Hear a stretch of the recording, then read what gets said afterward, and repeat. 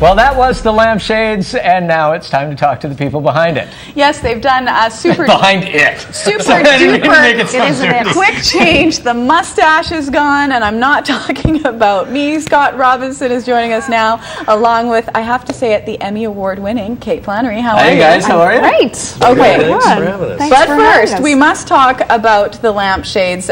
Scott, where did this idea come from for you guys to do this fantastic performance? Yes, I thought so. We kind of figured, but we just wanted confirmation. I think we both just wanted to do a cheesy lounge act. Yeah, and we when we were at we were at the Green Mill, which is this groovy club in Chicago. Oh, it used to be owned by Al Capone. And so really?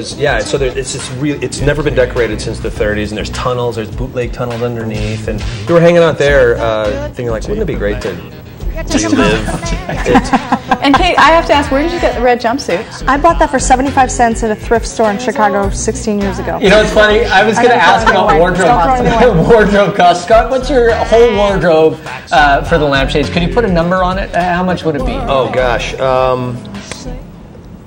the cummerbund alone, solid gold cummerbund alone was at least $20. Really? So you kind of went all out. Big money. Yeah, he got his first tux stolen. Yeah, it's a pretty popular outfit. It was like a plaid jacket. It's on our videos on our website. And it was gone. So something like that, you got to just hang on. So how do you guys decide what covers you're going to do, what songs you're going to perform, your repertoire? Well, I think we're trying to tap into the consciousness of the unconscious. It's nothing's challenging, nothing really challenging musically. I mean, the facts of life, Our unconscious is pretty shallow. So we plumb that, and it used to be sitting around with our keyboardist, and we come up with like 3 songs in 2 hours, and then we do it later that night. And so what we have is a product of that. It's like, hey, wait a minute, you're singing that song, and that reminded me of this song. And it's like we start singing it together, and it's like, 10 minutes later we have a song. You've got a medley. How long have you guys been working together? Well, we worked together 15 years ago. We started the Lampshades then, but that was only for about 2 years. When we were 7. Right. Yeah. Yes, by the by. And then we didn't live in the same city for a long time, like 9 years, and so we just started doing it. No, wait, my math is off. But anyway, about 5 years ago, we But the Lampshades never died. I mean, that to me That's says... awesome.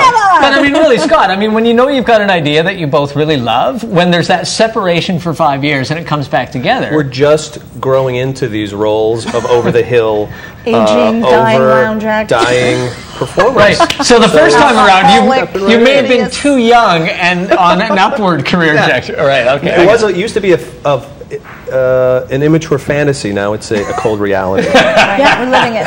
Now, Kate, you were on the show a couple months ago, and people will know you from your role on The Office, which you just won an Emmy for. What was it like for you and the entire cast to win for comedy that night? It must have been like a dream come It was true. insane. Well, I have to say, when Steve Carell did not win the Emmy, everyone kind of freaked out. Tony we thought Shalhoub he won was, it? Is that right? Yeah, I mean, and good for him. But everybody thought that... Good for him, but not really, is what I got from I'm it. sorry, is Monka comedy? Is Monka comedy? No, go on. I mean, Steve Carell has, he was picked. Everybody thought he was going to win. I mean, he's a winner, But for you guys to all win together. And that's really such a great statement about the ensemble portion, the properties of our show. And it was amazing. I mean, first of all, we all got to wear lipstick, all the girls, which never gets to happen on the show. Ladies.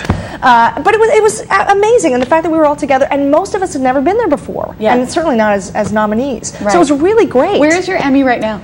It hasn't been shipped to me yet. Actually, the producers only get to keep the Emmys. We just get like a little. You just get like a little. You get a placard. We get a Dundee.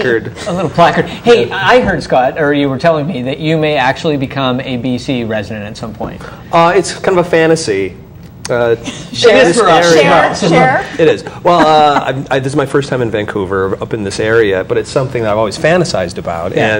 And so this week after the festival's over, I'm spending the week driving around the Sunshine Coast and Vancouver Island. Because you're doing a lot of voiceover stuff right now. So which is now something you don't have to be living in Los Angeles to do, or New York or Chicago. You can live anywhere. Technology. When you fantasize about this, what are you wearing?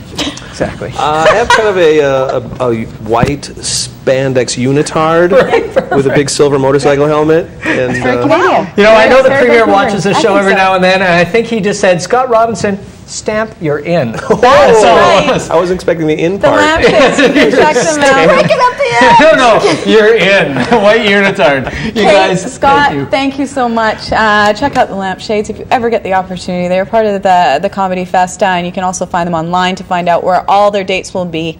That's right. Tom Lee Theater, September 22nd, 23rd, 8 p.m. Go and see these guys. They do a great show. We appreciate you playing for us today as well. It was fun. It was a bit of a fantasy for me, if I can say. Yes. Was it? Just let me change. We're going to take a break. Mike's going to realize that fantasy, and we'll be right back with more Urban Rush after this. Stay tuned. And him in a jumpsuit.